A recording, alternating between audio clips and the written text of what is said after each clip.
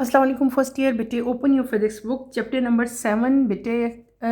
आप ओपन करें। Chapter number 7 की एक्सरसाइज में आप लोगों को करवा रही थी। फर्स्ट क्वेश्चन एमसीक्यूज हमने कंप्लीट कर लिए थे। शॉर्ट क्वेश्चन आंसर्स भी मैंने आप लोगों को कंप्लीट करवा दिए थे। देन कंस्ट्रक्टिव रिस्पॉन्स क्वेश्चंस भी बेटे हमने कंप्लीट कर लिए थे।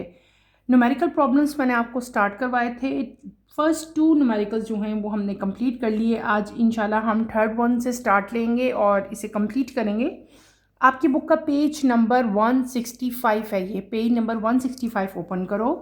न्यूमेरिकल प्रॉब्लम्स मैं आप लोगों को आज करवाऊंगी 7.3 आज हम करेंगे। Let's start with numerical number 7.3। A tuning fork produces 4 beats per second with another tuning fork B. It is found that by loading B with some wax, the beat frequency increases to 6 beats per second. If the frequency of A is 320 Hz, determine the frequency of B when loaded.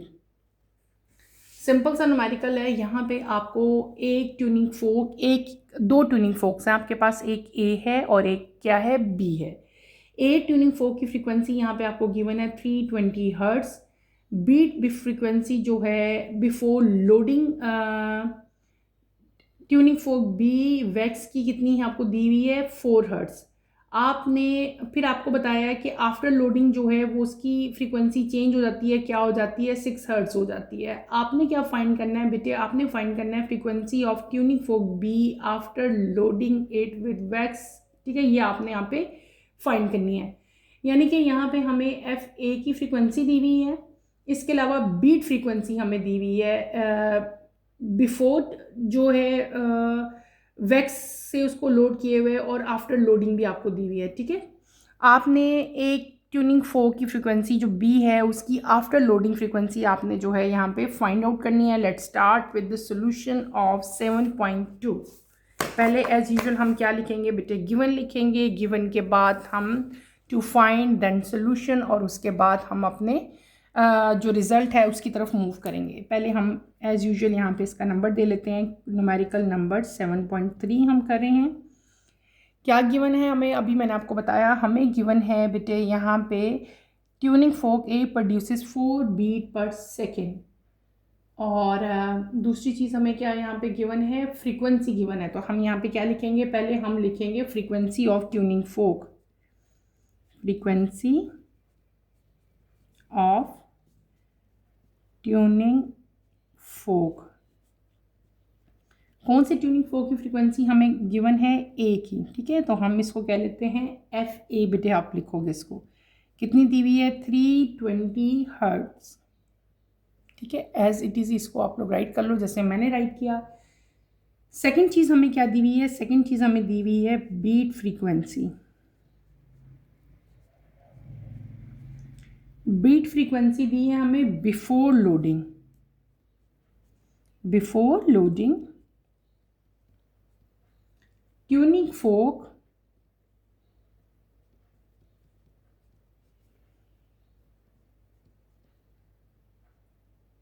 with wax,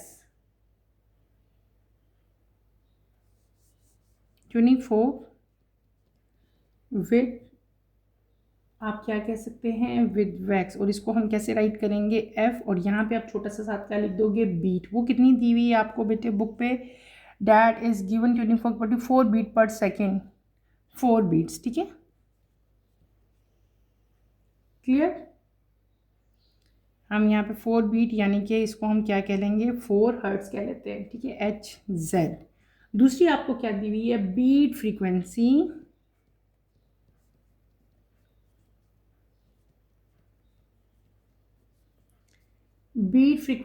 after loading.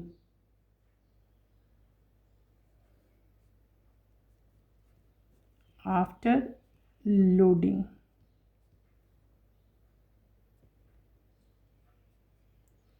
After loading tuning fork B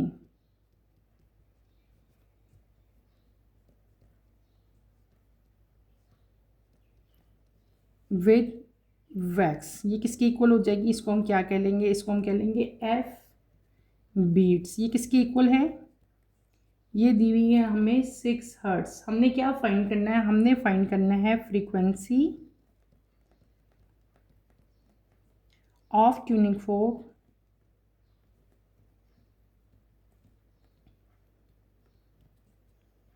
बेटा ये सबको लिखना ज़रूरी होता है, इसीलिए मैं यहाँ पे लिख रही हूँ बी आफ्टर लोडिंग आपने यहाँ पे बताना है। लोडिंग इट विद वैक्स यानी कि एफ बी डैश, ये आप लोगों ने क्या करना है, फाइंड करना है। ठीक है, यहाँ पे हमें ये 3 चीज़ें गिवन थी और यहाँ पे हम ये एफ बी आप लोगों ने फाइंड आउट करनी है। अच्छा बेटा यहाँ पे एक चीज़ मैं स्किप कर गई हूँ, यहाँ पे आपने ए मेंशन करना है। ठीक है, tuning beat frequency before loading tuning fork B है, before loading tuning fork B, यहाँ पे बी राइट करोगे, और ये after loading tuning fork B with wax है। ठीक है, 2 डिफरेंट है। क्लियर, ये सारा हमें क्या था, ये हमें गिवन है। ठीक है, तो ये हमने गिवन लिख लिया और हमने फाइंड क्या करना है वो भी हमने यहाँ पे मेंशन कर दिया। आगे चलते हैं इसकी कैलकुलेशन की तरफ। अब हम इसका सोल्यूशन करेंगे, आप कैलकुलेशन कह लो, आप सोल्यूशन कह लो। आपने यहाँ पे क्या लिखना है, आपने लिखना है बिफोर लोडिंग जो पॉसिबल वैल्यूज़ होती हैं फ्रीक्वेंसी की ऑफ ट्यूनिंग फोक बी, वो क्या हो जाएंगी हमारे पास। आप यहाँ पे सिंपल राइट करोगे, एफ बी किसकी इक्वल हो जाएगी, F B is equal to F A plus minus बेटे एफ बीट्स। ठीक है, एफ ए हमें गिवन है, एफ ए हमारे पास क्या था 320 प्लस माइनस एफ बीट्स हमारे पास क्या है 4 है, ये हमने लिख लिया। इसका मतलब है कि हमारी 2 वैल्यूज़ हो सकती है ना, एक दफ़ा प्लस करेंगे एक दफ़ा माइनस करेंगे। एफ बी या तो हमारे पास होगा बेटे 324 वैल्यू आ जाएगी हमारी हर्ट्स, और या हमारी एफ बी की वैल्यू क्या आ जाएगी बेटे 316। 2 वैल्यूज़ आ सकती हैं ना, इसमें मैंने क्या किया 4 को प्लस कर लिया, इसमें मैंने क्या कर दिया 4 को माइनस कर दिया। यहाँ पे सिंपल मैंने इस तरह से जो है वो किया है। इसके बाद इसका क्या मतलब हुआ कि अगर एफ बी 324 हर्ट्स होता है, देन अगर हम उसको लोड करें एफ बी का, तो ये then after loading F B जो है it must decreases, that would result decreases in the beat frequency, वो डिक्रीज करेगा एफ बी, और यहाँ पे जो बीट फ्रीक्वेंसी है वो क्या हो जाएगी, डिक्रीज हो जाएगी। लेकिन बीट फ्रीक्वेंसी जो है वो इंक्रीज भी हो सकती है। एक्चुअल फ्रीक्वेंसी जो बी की है बिफोर लोडिंग वो क्या हो जाएगी, वो हमारे पास हो जाएगी एफ बी 316। ठीक है, एफ बी 316 भी हो सकती है, 324 भी हो सकती है। ठीक है, अब इस केस में हमारे पास क्या हो सकता है आफ्टर लोडिंग, अगर हम यहाँ पे लिखें, देखो ये हमारे पास क्या आई है, ये आई है F B is equals to 316 hertz. ये क्या है कि बीट फ्रीक्वेंसी यहाँ पे क्या होगी बेटे, इंक्रीज हो जाएगी। So actual frequency of B, ये जो बी की एक्चुअल फ्रीक्वेंसी है बिफोर लोडिंग, बिफोर लोडिंग उसकी क्या होगी, मैं यहाँ पे लिख देती हूँ बिफोर लोडिंग। ठीक है, तो बी की फ्रीक्वेंसी क्या होगी बिफोर लोडिंग 316 हर्ट्स होगी। ठीक है, और आफ्टर लोडिंग क्या हो जाएगी, आफ्टर लोडिंग हम फाइंड कर लेते हैं, यही हमने फाइंड करनी थी। After loading frequency of B वो कितनी हो जाएगी हमारे पास, हम सिंपल यहाँ पे क्या फार्मूला अप्लाई करेंगे, एफ बी डैश, यही हमने फाइंड करनी है ना। पहले तो एफ बी सिंपल है बिफोर लोडिंग, अब आफ्टर लोडिंग को हम क्या कह लेंगे, एफ बी डैश कह लेंगे। किसकी इक्वल होगी, F A minus F dash beats. F A की वैल्यू क्या है 320, इसकी वैल्यू क्या है हमारे पास 6। ठीक है, 6 ही है ना, हमें क्वेश्चन में दी हुई है।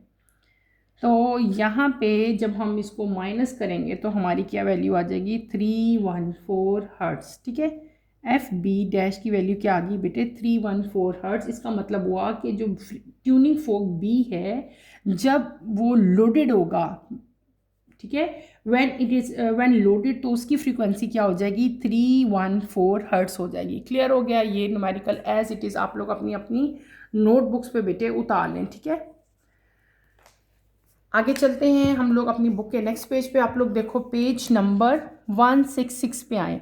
7.4 मैं करवा रही हूँ। A steel wire hangs vertically from the fixed point supporting a weight of 80 Newton at its lower end. Diameter of the wire is 0.5 mm and its length from the fixed point to the weight is 1.5 m. Calculate the fundamental frequency emitted by the wire when it is plugged. Density of steel wire is 7.8 into 10 raised to power 3 ग्राम पर metre cube. आपको यहाँ पे बेटे हमें steel wire है और बताया हुआ है कि उसको हमने वर्टिकली हैंग किया हुआ है फ्रॉम अ फिक्स पॉइंट, एक फिक्स पॉइंट के साथ वर्टिकली जो है हैंग है। और यहाँ पे जो वेट है वो कितना है, यानी कि वायर में जो टेंशन है बेटे हम कह सकते हैं, क्योंकि यहाँ पे देखो न्यूटन लिखा हुआ, न्यूटन का मतलब है कि ये टेंशन है, ये फोर्स है। और जो टेंशन है वायर में वो कितनी है, 18 न्यूटन दी हुई है। और टेंशन जो वायर की है बेटे वो इक्वल है किसके, उसके वेट के, जो वेट वहाँ पे हैंग हो रहा है, ठीक है। और वो कितना हमने लिख दिया, 18 न्यूटन बता दिया। उसके बाद आपको यहाँ पे क्या दिया हुआ है, डायमीटर ऑफ द वायर दिया हुआ है। और आपको पता है अगर डायमीटर गिवन हो तो हम लोग क्या चीज़ फाइंड आउट कर सकते हैं, रेडियस फाइंड कर सकते हैं। रेडियस हम फाइंड कर लेंगे डायमीटर की हेल्प से। लेंथ हमें गिवन है, इसके अलावा हमें यहाँ पे डेंसिटी भी गिवन है। और आपने क्या फाइंड करनी है, we have to find frequency. हमने यहाँ पे बेटे कैलकुलेट द फंडामेंटल फ्रीक्वेंसी आपको यहाँ पे कहा गया है, वो आप यहाँ पे फाइंड करोगे। बहुत ईजी न्यूमेरिकल है, मेरे साथ साथ आप लोग इसको बेटे करें। और हम यहाँ पे पहले मेंशन कर लेते हैं, हम कर रहे हैं 7.4। पहले हम क्या लिखेंगे यहाँ पे बेटे, हम लिखेंगे गिवन, हमें दिया गया है। पहले हमें यहाँ पे क्या दिया है, टेंशन इन वायर। और टेंशन इन वायर किसके इक्वल है, is equals to weight, weight के इक्वल है। और कौन सा वेट, हैंग, जो वेट इसके साथ हैंग हो रहा है, ठीक है, हैंग टू इट। तो इसका मतलब क्या हुआ कि जो वायर में टेंशन होगी वो किसके इक्वल होगी, आप यहाँ पे क्या लिखेंगे, tension in wire is equals to F. और एफ कितना आपको गिवन है, F is equals to 18 newton, ठीक है, ये आपको गिवन है। मैं यहाँ पे क्या लिख रही हूँ, मैं वो चीज़ें लिख रही हूँ जो हमें गिवन है। नेक्स्ट हम लिखेंगे डायमीटर, डायमीटर ऑफ वायर लिखेंगे हम। हमें गिवन है डायमीटर यानी कि डी हमें गिवन है। डी कितना है हमें दिया हुआ, 0.5 mm। पहले तो इसको जो है ना mm को आप मीटर में कन्वर्ट करेंगे, क्या हो जाएगा, 0.50 इंटू 10 रेशो पावर -3 m हो जाएगा। यूनिट मैंने कन्वर्ट कर दिए। अब हमने क्या फाइंड करना है, रेडियस फाइंड करना है। किसका रेडियस, रेडियस ऑफ वायर हम फाइंड करेंगे। रेडियस आपको पता है कैसे फाइंड करते हैं, r is equals to d/2। यहाँ पे d लिखो, उसको 2 से डिवाइड करेंगे तो हमारी जो रिक्वायर्ड वैल्यू आ जाएगी वो कितनी आ जाएगी, 0.25 इंटू 10 रेशो पावर -3 m। मैंने कैलकुलेशन नहीं की, जस्ट यहाँ पे मैंने रेडियस बेटे पुट कर दिया। आप खुद इसे कैलकुलेट कर लो, ये d को 2 से डिवाइड कर देना। उसके बाद हमें यहाँ पे लेंथ गिवन है, लेंथ कितनी है, हमें 1.5 m दी गई है, ठीक है। डेंसिटी हमें यहाँ पे गिवन है, वो कितनी है, 7.8 इंटू 10 रेशो पावर 3 kg पर मीटर क्यूब हमें गिवन है। हमने फाइंड क्या करना है, we have to find fundamental frequency here, ठीक है। अब हम यहाँ पे पहले क्या करेंगे बेटे, हम फाइंड करेंगे mass per unit length, unit length of wire आप लोग फाइंड करोगे, यानी कि मास फाइंड करना है हमने। मास किसके इक्वल होता है, density v divided by l, ठीक है। ये वाली वैल्यू हम मास के लिए यूज़ करेंगे, ठीक है। और यहाँ पे हमें वॉल्यूम नहीं गिवन, तो हम यहाँ पे क्या इक्वेशन p, ये जो v होता है ये किसके इक्वल होता है, v is equals to a into L divided by L. L से एल कैंसिल हो जाएगा, आपके पास क्या रहेगा, डेंसिटी और a। और एरिया भी यहाँ पे गिवन नहीं है। एरिया किसके इक्वल होता है, area is equals to πr²। तो m हम कैसे फाइंड करेंगे, m हम फाइंड करेंगे इस इक्वेशन से, density into pi into r²। Just values put करो। ये तीनों चीज़ें मैं क्यों लेके आई हूँ, हमने ये क्यों ड्राइव किया फार्मूला, तो क्योंकि हमारे पास ये चीज़ें गिवन थी, हमारे पास r था और डेंसिटी भी हमें गिवन थी। डेंसिटी हम यहाँ पे पुट करेंगे 7.8 into 10 ratio power 3 multiply by 3.14। R की वैल्यू अभी मैंने यहाँ पे राइट की थी, क्या, 0.25 इंटू 10 रेशो पावर -3, ठीक है। इन तीनों चीज़ों को जब हम कैलकुलेट करेंगे तो हमारी रिक्वायर्ड वैल्यू क्या आ जाएगी, 1.53 इंटू 10 रेशो पावर -3 ग्राम पर मीटर, ठीक है। ये हमारी क्या आ जाएगी, मैस आ गया, mass per unit length of the wire हमने जो है ये फाइंड कर लिया। क्लियर? आगे चलते हैं बेटे।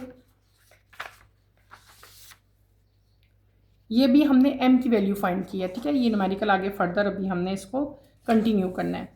m हमने फाइंड कर लिया। अब आगे क्या करेंगे हम बेटे, यहाँ पे क्या है अगर आप गौर करो तो अभी हमने जो न्यूमेरिकल पढ़ा है अकॉर्डिंग टू डैट न्यूमेरिकल, अगर आप गौर करो यहाँ पे क्या था बेटे, मैं आपको एक डायग्राम बना के फिर इसको एक्सप्लेन करती हूँ, ठीक है। यहाँ पे क्या था कि एक वेट जो है वो हैंग था ऐसे, ठीक है, कोई सा भी वेट ऐसे हैंग था, ठीक है, वर्टिकली। अब यहाँ पे फिक्स पॉइंट के साथ जो है एक स्टील वायर हैंग थी और इसने सपोर्ट किया हुआ था किसको, एक वेट को। वेट कितना था हमारे पास यहाँ पे 80 kg वेट था, यानी कि इसको हम क्या सपोज कर लेंगे, दिस इज कैपिटल W। और यहाँ पे जो डायरेक्शन है फोर्स की वो क्या है, अपवर्ड है, F किसके इक्वल होता है, F is equal to W। और इसका मतलब है कि W किसके इक्वल है, 80 के इक्वल। ये ऊपर भी अपवर्ड भी W, नीचे भी क्या है हमारे पास W है। ये एक मतलब आपको न्यूमेरिकल में समझाना चाह रही हूँ कि बेसिकली यहाँ पे हमारे पास था क्या। अब हमने क्या फाइंड कर लिया, अब हमने यहाँ पे बेटे मैथ फाइंड कर लिया, फंडामेंटल फ्रीक्वेंसी स्टेशनरी वेव की इन स्ट्रेच वायर। ये स्ट्रेच वायर है, इस केस में जो फंडामेंटल फ्रीक्वेंसी होती है वो हम कैसे फाइंड करते हैं, आपको मैंने बताया था जब हमने ये टॉपिक पढ़ा था, v डिवाइडेड बाय 2l, इस इक्वेशन से, ठीक है। और यहाँ पे जो v होती है, ये जो v लिखा हुआ है यहाँ पे, ठीक है, v वैसे आपको बता रही हूँ, v किसके इक्वल था बेटे, हमने पढ़ा था v is equals to f divided by m, और ऊपर क्या था, स्क्वायर रूट है। इसका मतलब है इस v की वैल्यू मैं यहाँ पे पुट कर सकती हूँ ना, तो मैं अब यहाँ पे क्या करूँगी, v की वैल्यू पुट करूँगी, F M is equals to 1/2l, 1/2l इधर ले आते हैं ना, v की वैल्यू अलग से इधर पुट कर देते हैं हम। v की वैल्यू क्या है, f/m। अब देखो f भी हमें गिवन है, m हमने फाइंड कर लिया, लेंथ भी हमें गिवन है। अब हमने क्या करना है, जस्ट यहाँ पे वैल्यूज प्लेस करनी है। 1/2, लेंथ हमें कितनी गिवन है, 1.5, फोर्स हमें गिवन है यहाँ पे कितनी, 80 बेटे, 80 लिखेंगे। मैथ अभी हमने फाइंड किया, क्या फाइंड किया था, 1.53 इंटू 10⁻⁻3।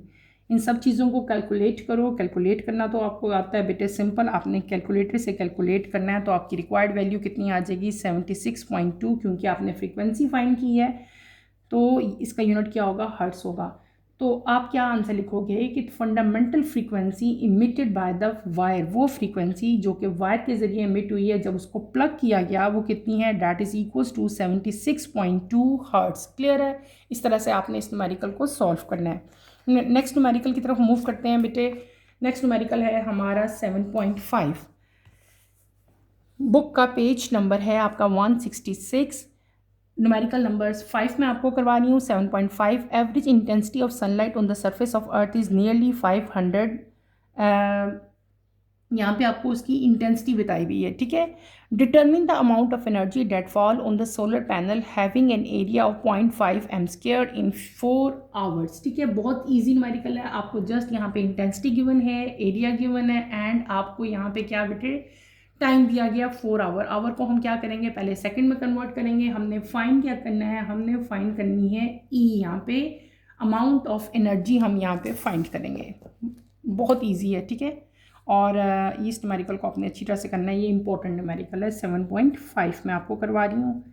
हम क्या लिखेंगे, पहले गिवन लिखेंगे। हमें क्या गिवन है, इंटेंसिटी कितनी है 500 Wm-2। फिर हमें क्या गिवन है, ए कितना है 0.50 m²। फिर हमें क्या गिवन है, टाइम कितना दिया हुआ है 4 आवर दिए हैं। 4 आवर को मैंने क्या कहा था, हम सेकंड में कन्वर्ट करेंगे। कैसे, 4 मल्टीप्लाई बाय 3600, तो ये कितना हो जाएगा 14400 सेकेंड। ठीक है, हमने टाइम को क्या कर लिया, सेकंड में कन्वर्ट कर लिया बेटे। अब यहाँ पे हमने क्या फाइंड करना है, we have to find energy.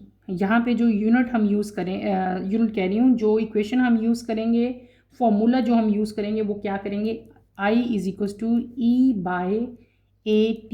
ये फॉर्मूला हमने चैप्टर में पढ़ा था ना, इसी को अब हम क्या कर लेंगे, रीअरेंज कर लेंगे। हमने क्या फाइंड करना है, ई को इधर ले आते हैं, ये दोनों क्रॉस मल्टीप्लाई हो जाएंगे। क्या हो जाएगा, I × A × T। Values just put करनी है हमने यहाँ पे 500, ए की वैल्यू आपको क्या है 0.50 दी हुई है, टाइम आपको कितना दिया हुआ है 1400 दिया हुआ है। तीनों को आप मल्टीप्लाई कर लो, आपका जो प्रोडक्ट होगा that is your required value. और हमने क्या फाइंड किया है, एनर्जी, एनर्जी का यूनिट क्या होता है जूल, तो मैंने यहाँ पे क्या लिख दिया, जूल लिख दिया। इस डेट क्लियर, छोटा सा न्यूमेरिकल था, हमने 7.5 भी यहाँ पे कंप्लीट कर लिया। नेक्स्ट न्यूमेरिकल की तरफ मूव करते हैं, 7.6। If the intensity of a wave is 16 Wm minus 2 and the amplitude is 2m, what is the value of constant k? If the intensity of the wave is 25 Wm minus 2 and the constant k is 5 Wm minus 4, what is the amplitude? 7.6 में हमारे पास दो इसके parts हैं, ठीक है, one by one हम दोनों करेंगे। आपको यहाँ पे बेटे क्या गिवन है, आपको इंटेंसिटी दी हुई है, आपको एम्पलीट्यूड दिया हुआ, आपने सिंपल यहाँ पे क्या फाइंड करना है, कांस्टेंट यानी कि के आप फाइंड करोगे, ठीक है। सेकंड केस में आपने क्या फाइंड करना है, सेकंड केस में आपको के गिवन है, लेकिन आपने यहाँ पे क्या करना है, एम्पलीट्यूड फाइंड करना है। दोनों में सेम ही फॉर्मूला जो है वो हम यूज़ करेंगे। Let's start with the solution of 7.6। यहाँ पे हम पहले मेंशन कर लेते हैं 7.6, ठीक है। 7.6 के दो पार्ट्स हैं, ठीक है, एक ए है और एक बी है। पहले हम कौन सा पार्ट करते हैं, पहले हम ए पार्ट कर लेते हैं। ए में हमें क्या गिवन है, इंटेंसिटी गिवन है, इंटेंसिटी कितनी दी हुई है 16, ठीक है। और दूसरी चीज़ क्या गिवन है हमें, एम्पलीट्यूड, कैपिटल ए लिखेंगे एम्पलीट्यूड के लिए, कितना है 2m, ठीक है, 2 मीटर हमें यहाँ पे गिवन है। फार्मूला हमने यहाँ पे क्या अप्लाई करना है बेटे, हमने यहाँ पे के की वैल्यू फाइंड करनी है। वी हैव टू फाइंड के, यानी कि कांस्टेंट हम लोग यहाँ पे फाइंड करेंगे, ठीक है। What is the value of constant के, के की वैल्यू आपने यहाँ पे फाइंड करनी है। फार्मूला हम यहाँ पे जो यूज़ करेंगे वो क्या करेंगे, आई इज इक्वल्स टू के ए स्क्वायर। आपने वैल्यू किसकी फाइंड करनी है, के की, तो के को हम इधर ले आते हैं, ये क्या हो जाएगा आई बाय ए स्क्वायर। वैल्यूज पुट करो सिंपल, क्या वैल्यू दी है 16, ए की वैल्यू क्या दी हुई है 2, उसका स्क्वायर, तो आपकी रिक्वायर्ड वैल्यू बेटे क्या आ जाएगी, हमारी रिक्वायर्ड वैल्यू आ जाएगी 4। और साथ आपने यूनिट यहाँ पे लिख देना है, यूनिट हमारा क्या आ जाएगा Wm माइनस 4, ठीक है। ये क्या हो गया, हमारी के की वैल्यू आ गई, कांस्टेंट की के की वैल्यू आ गई। 2 2 ज़ा 4 होता है, 4 4 ज़ा 16, यहाँ पे मैंने क्या लिख दिया 4 लिख दिया। ये हमारा ए पार्ट बेटे कंप्लीट हो गया। अब हम मूव करेंगे toward part number 2, second part की तरफ मूव करते हैं। इस क्वेश्चन के दो पार्ट्स थे, ए हमने कर लिया, अब हम क्या करेंगे बी पार्ट की तरफ मूव करेंगे, ठीक है।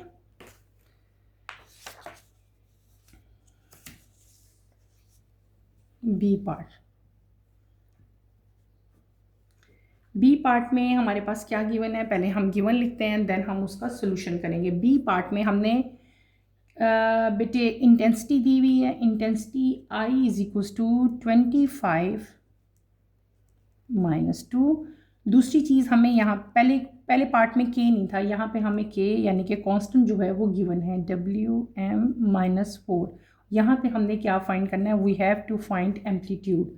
वही फार्मूला हम यहाँ पे भी पुट करेंगे, आई इज इक्वल्स टू के ए स्क्वायर, लेकिन यहाँ पे हमने क्या फाइंड करना है, यहाँ पे हमने ए स्क्वायर फाइंड करना है, तो ए स्क्वायर को हम इधर ले आते हैं, ये 1/k हो जाएगा। और आपको पता है किसी भी चीज़ का स्क्वायर ख़त्म करने के लिए हम क्या करते हैं, स्क्वायर रूट ले लेते हैं, तो इसका हम स्क्वायर रूट लेंगे। सिंपल यहाँ पे वैल्यूज पुट करो, 25 डिवाइडेड बाय 5 स्क्वायर रूट, तो आपकी रिक्वायर्ड वैल्यू क्या आ जाएगी बेटे 2.24, क्योंकि हमने एरिया फाइंड किया है तो एरिया का यूनिट क्या होता है, मीटर होता है। क्लियर। अब हमने अपने दोनों पार्ट्स कंप्लीट कर लिए। फर्स्ट पार्ट में हमने क्या फाइंड किया, द वैल्यू ऑफ कांस्टेंट के, वो क्या वैल्यू हमारी आई थी 4 आई थी। और दूसरे में हमने क्या फाइंड कर लिया, वैल्यू ऑफ एम्पलीट्यूड, ए की वैल्यू हमने फाइंड की है, क्या एम्पलीट्यूड आया 2.24 m आ गया। क्लियर।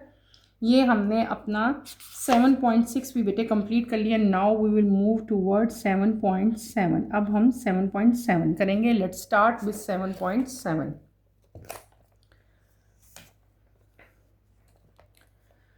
बुक का पेज नंबर 166 है बेटे।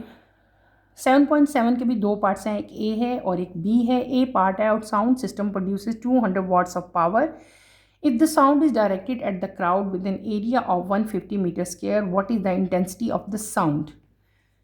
सिंपल आपके पास यहाँ पे क्या है, आपको बताया हुआ पावर बताई हुई है और आपको एरिया दिया हुआ है। आपने क्या फाइंड करना है, इंटेंसिटी फाइंड करनी है साउंड की। बी में आपको क्या बताया हुआ, पावर दी गई है। A light bulb emit 100 watts of power if the light is spread out evenly over the sphere of the surface area given है। What is the intensity of the light.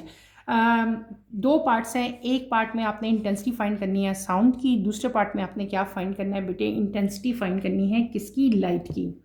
Easy numerical है और just आपने यहाँ पे क्या करना है बेटे, फार्मूलाज लगाना है और वैल्यूज़ निकालनी है, ठीक है। तो ये भी इंपॉर्टेंट है। इस तरह के जो न्यूमेरिकल्स होते हैं दे आर इम्पॉर्टेंट, जिनमें जस्ट आप बेटे फार्मूला पुट करते हो और वैल्यूज़ लगाते हो, ये ज़्यादा इंपॉर्टेंट होते हैं, इसलिए इनको आपने लाजमी करना है। दो पार्ट्स हैं हमारे पास यहाँ पे 7.7 के, तो पहले मैं आपको करवाऊँगी ए पार्ट।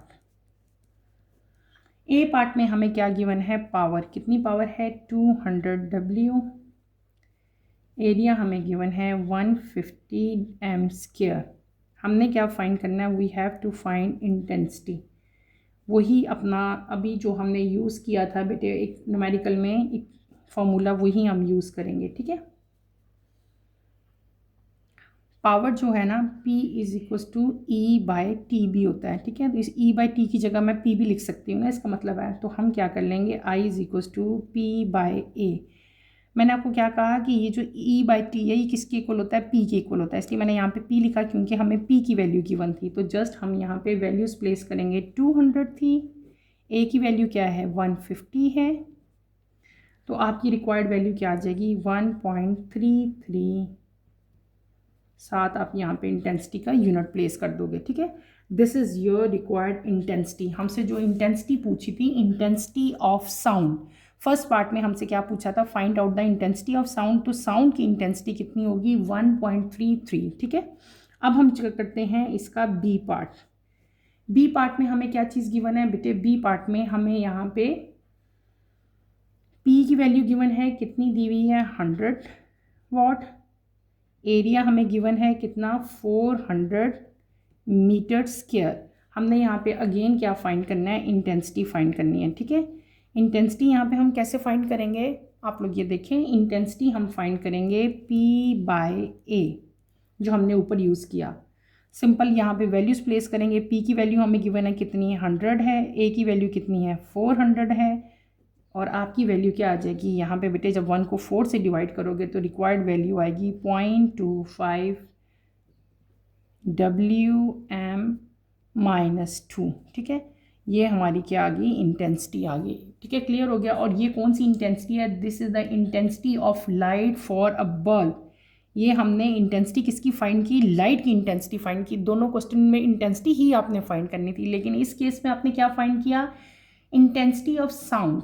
और यहाँ पे आपने क्या फाइंड किया, intensity of light for a bulb, वो कितनी है 0.25 है आपकी, और आपने इसको एज इट इज़ ही करना है। अच्छा, ये जितने भी क्वेश्चन मैं करवा रही हूँ, जब आप लोग अपने आंसर निकाल लेते हो ना, तो साथ यूनिट जो है वो मस्ट यहाँ पे प्लेस किया करें।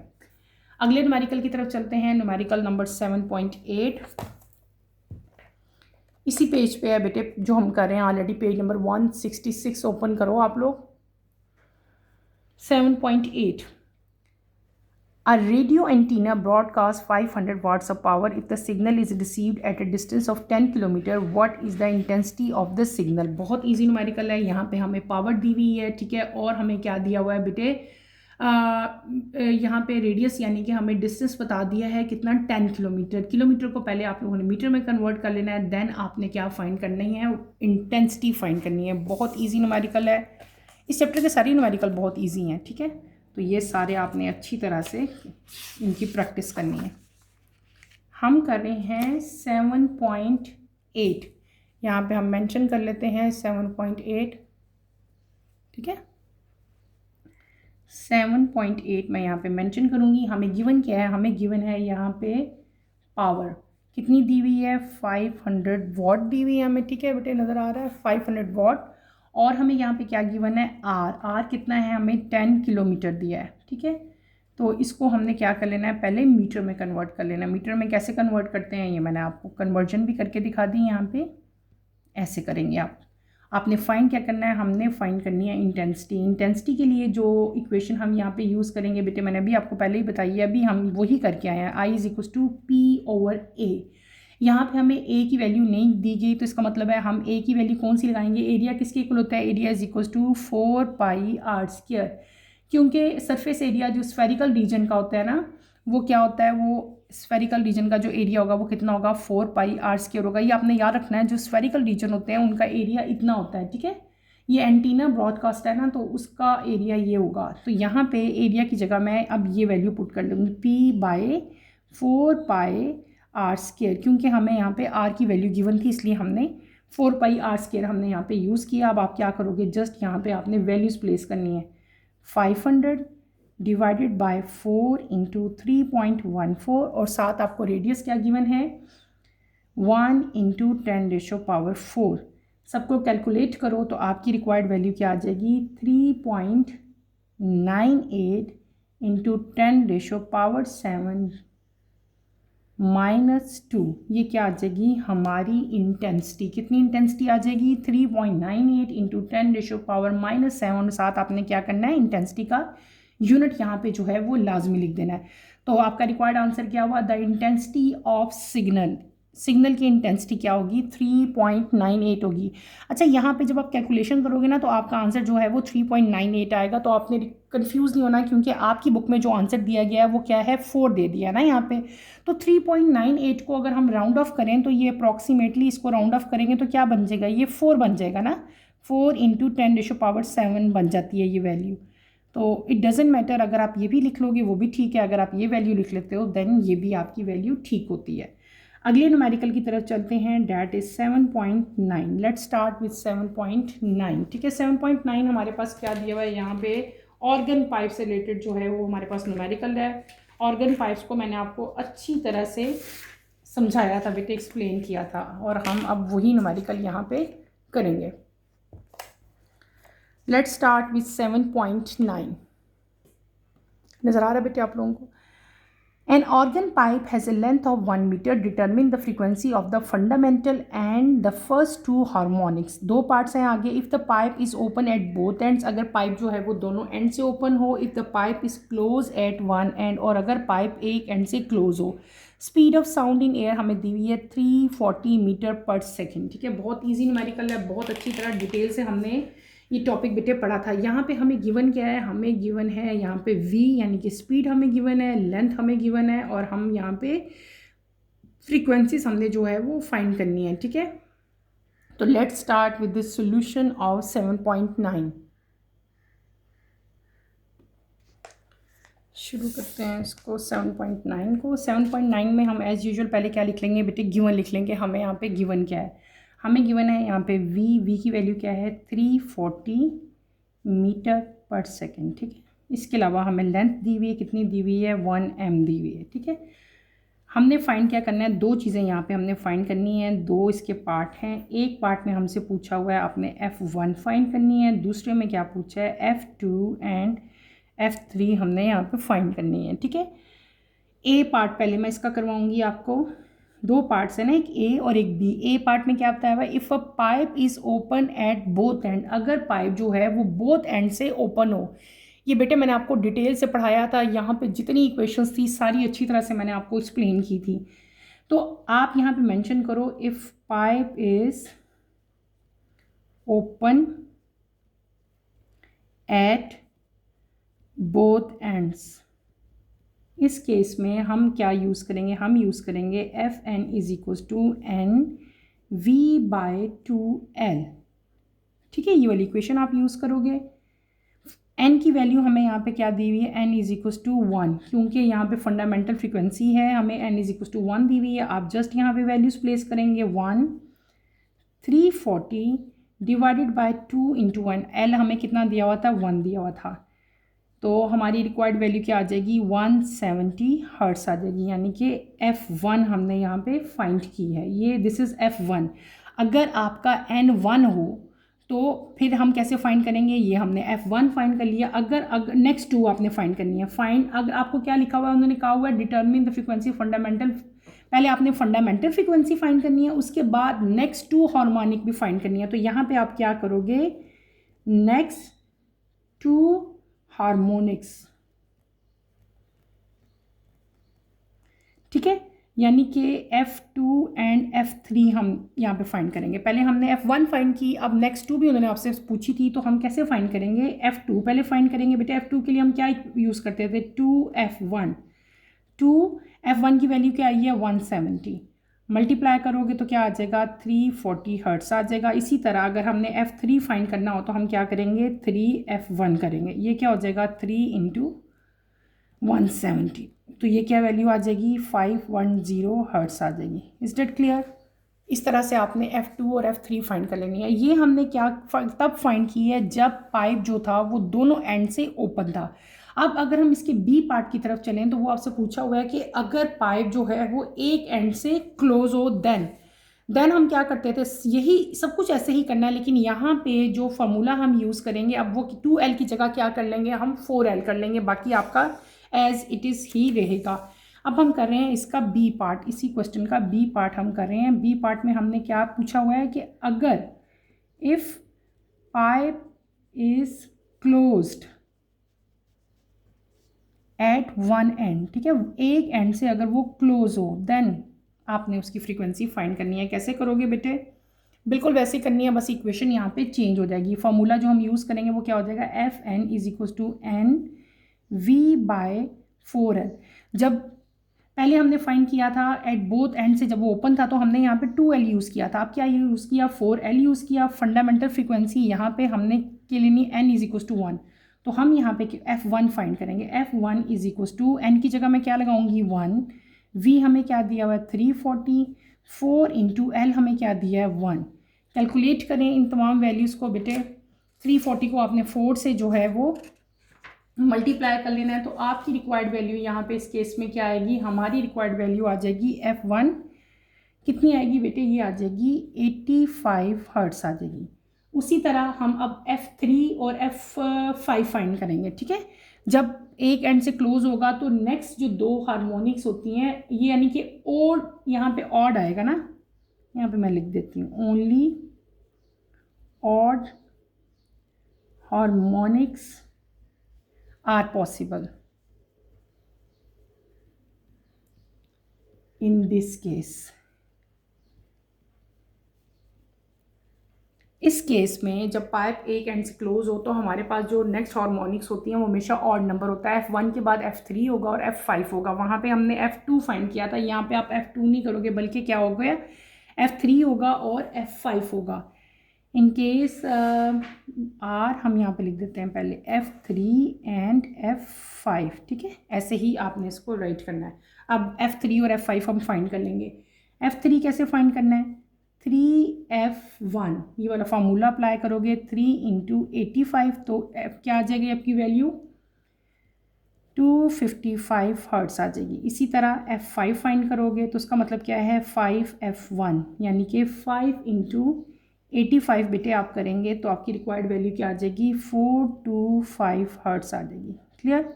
इस तरह से आपने इस न्यूमेरिकल को सॉल्व करना, ईजी है, ये मुश्किल नहीं है। तो बेटे आप क्या बता देंगे, एंड पे अपना रिजल्ट लिख लेंगे कि अगर आपका पाइप जो है वो ओपन होता है बोथ एंड से तो F1, F2 और F3 की वैल्यूज़ क्या आती हैं हमने पहले फाइंड कर ली। अगर आपका पाइप जो है वो क्लोज होता है only from one end, then आपकी F1 की वैल्यू, F3 की वैल्यू और F5 की वैल्यू क्या आती है वो भी मैंने आपको यहाँ पे सारी एक्सप्लेन कर दी। लास्ट न्यूमेरिकल की तरफ मूव करते हैं। इस चैप्टर का लास्ट न्यूमेरिकल है, अब हम वो करेंगे, डैट इज 7.10 10th न्यूमेरिकल अब मैं आपको करवाने लगी हूँ। लेट्स मूव, अपनी बुक की तरफ आएँ, पेज नंबर 166, लास्ट न्यूमेरिकल बेटे देखें। अ train is approaching a station at 90 kilometre per hour sounding a whistle of frequency 1000 hertz. What will be the apparent frequency of the whistle as heard by the listener sitting on the platform? What will be the apparent frequency heard by the same listener if the train move away from the station with the same speed? Speed of sound is 340 metre पर second. यहाँ पे आपसे इस question में दो चीज़ें पूछी हुई हैं आपसे। एक क्वेश्चन ये पूछा है जब ट्रेन जो है वो अप्रोच हो रही है, आ रही है टूवर्ड्स स्टेशन, ठीक है, यानी कि ट्रेन जो है वो मूव कर रही है टूवर्ड लिसनर। और दूसरी चीज़ आपसे क्या पूछी हुई है, जब ट्रेन जो है वो it moves away from the station, जब ट्रेन आपकी स्टेशन से दूर जा रही है, ठीक है, उस केस में आपकी फ्रीक्वेंसी क्या होगी। आपने दोनों डिफरेंट केसेस में यहाँ पे फ्रीक्वेंसीज बेटे फाइंड करनी है। इस टॉपिक को भी मैंने आपको अच्छी तरह से, डॉपलर इफेक्ट हमने पढ़ा था, वही इक्वेशंस हम यहाँ पे यूज़ करेंगे। Let's start with the solution of 7.10। पहले हम यहाँ पे क्या लिख लेते हैं, पहले हम यहाँ पे लिख लेते हैं गिवन हमें क्या चीज़ है, v गिवन है कितनी है 340 मीटर पर सेकेंड हमें गिवन है v की वैल्यू। देन हमें यहाँ पे क्या गिवन है US, ठीक है, आपको दिया हुआ है, यानी कि ट्रेन अप्रोचिंग अ स्टेशन, ठीक है, और उसका आपको कितना दिया हुआ है, हम क्या लिख लेंगे 90 किलोमीटर पर आवर है। तो इसको आप क्या करोगे, पहले मीटर पर सेकंड में कन्वर्ट करेंगे। मीटर पर सेकंड में कैसे कन्वर्ट करते हैं, बहुत दफ़ा मैं आपको बता चुकी हूँ। 90 divided by 1000 multiply by 1000 divided by 3600 करोगे आप लोग, तो आपकी रिक्वायर्ड वैल्यू कितनी आ जाएगी 25 मीटर पर सेकेंड, ठीक है। ये आपकी वेलोसिटी आ गई अब, ठीक है। और इसके अलावा हमें फ्रीक्वेंसी यहाँ पे गिवन है, वो कितनी दी हुई है 1000 हर्ट्स दी हुई है, ठीक है। हमने फाइंड क्या करना है, हमने फाइंड करनी है FL, ये चीज़ हमने फाइंड करनी है। What is FL? FL क्या है, अपेरेंट फ्रीक्वेंसी है जो कि लिसनर ने हर्ड की है। अपेरेंट, मैं यहाँ पे लिख देती हूँ, अपेरेंट फ्रीक्वेंसी है ये। कौन सी अपेरेंट फ्रीक्वेंसी, जो लिसनर ने हर्ड की है। ये L का मतलब क्या है, अपेरेंट फ्रीक्वेंसी लिसनर ने जो हर्ड की। इस क्वेश्चन में आपसे दो पार्ट पूछे गए हैं, एक ए और एक बी। ए क्या है, व्हेन ट्रेन इज अप्रोचिंग, जब ट्रेन जो है, when train is approaching the station, जब ट्रेन अब बेटे स्टेशन की तरफ आ रही है, ठीक है, उसके लिए हम यहाँ पे कैलकुलेशन करेंगे, अप्रोचिंग द स्टेशन। ये एक पार्ट है, ठीक है, आपसे क्वेश्चन में पहले इसके बारे में पूछा गया है। जब ट्रेन जो है बेटे मूव करती है टूवर्ड लिसनर, तो अपेरेंट फ्रीक्वेंसी जो विसल की है, जो लिसनर ने हर्ट की है, उसको हम कैसे फाइंड करेंगे। मैंने पूरा टेबल आपको ड्रॉ करवाया था, एक एक मैंने आपको यहाँ पे इक्वेशंस अलग अलग से समझाई थी, लिखवाई थी। अब हम यहाँ पे जो इक्वेशन पुट करेंगे वो क्या होगी, v माइनस US, यानी कि ये हम करेंगे ब्रैकेट क्लोज और बाहर क्या हो जाएगी, आपकी फ्रीक्वेंसी हो जाएगी। ये वैल्यूज सारी बेटे मैंने आपको बहुत अच्छी तरह से समझाई हुई हैं, इसलिए मैं दोबारा से एक्सप्लेन नहीं करी, जस्ट मैंने यहाँ पे फार्मूला पुट किया है। डॉपलर इफेक्ट में हमने अच्छी तरह से ये सारा स्टडी किया था। यहाँ पे जस्ट आप क्या करोगे, वैल्यूज पुट करोगे। वैल्यू हमारी क्या थी, v की 340 है, divided by 340 minus 25 multiply by 1000, ठीक है। कैलकुलेशन करेंगे तो हमारी रिक्वायर्ड वैल्यू क्या आ जाएगी, 1079.4 हर्ट्स आ जाएगी, ठीक है। ये क्या होगी, हमारी अपेरेंट वैल्यू होगी, किसकी, अपेरेंट फ्रीक्वेंसी होगी, जो कि लिसनर ने जो है वो हर्ट किया, जो लिसनर को सुनाई दी है, ये वो फ्रीक्वेंसी है। और ये फ्रीक्वेंसी कब है, जब ट्रेन जो है वो स्टेशन की तरफ अप्रोच कर रही है। अब आपसे यहाँ पे सेकेंड पार्ट जो क्वेश्चन का था वो क्या पूछा हुआ था कि व्हेन ट्रेन मूव्स अवे, जब ट्रेन स्टेशन से दूर जा रही होती है, moves away from station, then उसके लिए हम अब अपेरेंट फ्रीक्वेंसी मेजर करेंगे। इसको मैं अंडरलाइन कर देती हूँ, ये आपने लाजमी मेंशन करना है, क्योंकि क्वेश्चन में आपसे दो पार्ट्स हैं, दो चीज़ें पूछी हुई हैं। एक जब ट्रेन स्टेशन की तरफ अप्रोच करती है, और एक ट्रेन जब स्टेशन से अवे जाएगी, ठीक है। तो यहाँ पे भी आप सिंपल क्या करोगे बेटे, वैल्यूज़ पुट करोगे। FL यहाँ पे जो हम फार्मूला लगाएंगे वो क्या है, v डिवाइडेड बाय, आपने यहाँ पे ये वाली फार्मूला यूज़ करना है, ठीक है, और डिवाइडेड बाय f आ जाएगा। सबकी वैल्यूज़ आपने यहाँ पे प्लेस करनी है। सिंपल क्या वैल्यू है हमारी, 340 डिवाइडेड बाय, बेटे आपको नज़र आ रहा है, 340 डिवाइडेड बाय 340 प्लस आपको क्या वैल्यू दी हुई थी 25, ठीक है, ब्रैकेट क्लोज, और यहाँ पे क्या है डिवाइडेड बाय 1000। तो आपकी जो रिक्वायर्ड वैल्यू आएगी डैट इज़ 931.5 हर्ट्स, ठीक है। This is your required value, ठीक है। ये वो फ्रीक्वेंसी है जो अब आपके जो लिसनर है उसको सुनाई देगी। Apparent frequency heard by the listener is 331.5 in case जब ट्रेन जो है वो स्टेशन से दूर जा रही होगी। तो यहाँ पे हमने बेटे दो अपेरेंट फ्रीक्वेंसीज फाइंड आउट की। एक वो जब ट्रेन जो है अप्रोच करी थी टूवर्ड स्टेशन, उसके लिए जो इक्वेशन आपने यूज़ करनी थी वो ये यूज़ करनी थी जो मैंने यहाँ पे राइट की। उसके बाद क्या था कि जब ट्रेन स्टेशन से अब दूर जा रही है, अवे जा रही है, उस केस में जो इक्वेशन हम यूज़ करेंगे वो ये करेंगे। ठीक है, एंड पे आप रिजल्ट लिख दोगे कि जब ट्रेन अप्रोच करेगी टूवर्ड स्टेशन, अपेरेंट फ्रीक्वेंसी जो विसल की हर्ड होगी वो लिसनर जो कि प्लेटफॉर्म पे बेटे बैठा होगा वो कितनी होगी 1079.4। और दूसरे केस में जब ट्रेन अवे जा रही होती है स्टेशन से, तो अपेरेंट फ्रीक्वेंसी जो विसल की हर्ड होती है बाय अ सेम लिसनर, वही लिसनर जो बैठा हुआ था वहाँ पे, वो कितनी होगी 931.5 हर्ट्स होगी। ठीक है, ये दोनों मैंने यहाँ पे कैलकुलेट कर दिए। इसके साथ ही बेटे हमारे न्यूमेरिकल प्रॉब्लम यहाँ पे कंप्लीट हो जाते हैं। चैप्टर हमारा कंप्लीट हो गया। चैप्टर के साथ ही मैंने आपको सारी एक्सरसाइज भी कंप्लीट करवा दी। एक्सरसाइज के मल्टीपल चॉइस क्वेश्चन थे, शॉर्ट क्वेश्चन आंसर्स थे, comprehensive, constructive and in the end numerical problems भी हमने सारे कंप्लीट कर लिए। ठीक है, ये चैप्टर बहुत ज़्यादा इंपॉर्टेंट है, चैप्टर नंबर 7। इसको बहुत अच्छी तरह से आप लोग स्टडी करो। ठीक है, और इस चैप्टर में, इस एक्सरसाइज में कोई भी प्रॉब्लम होती है, कोई कन्फ्यूजन होती है तो बेटे feel free to ask any question. यहीं पे अपना टॉपिक मैं ख़त्म करती हूँ। इंशाल्लाह कमिंग लेक्चर में आपसे दोबारा मुलाकात होगी। कमिंग लेक्चर की नोटिफिकेशन के लिए आप चैनल को शेयर करें, लाइक करें और सब्सक्राइब करें, और मुझे यहीं पे इजाज़त दें। इंशाल्लाह नेक्स्ट लेक्चर में आपसे दोबारा मुलाकात होती है। टिल देन अल्लाह हाफिज़। फर्स्ट ईयर टेक केयर बेटे, अपना ख्याल रखिएगा। अल्लाह हाफिज़।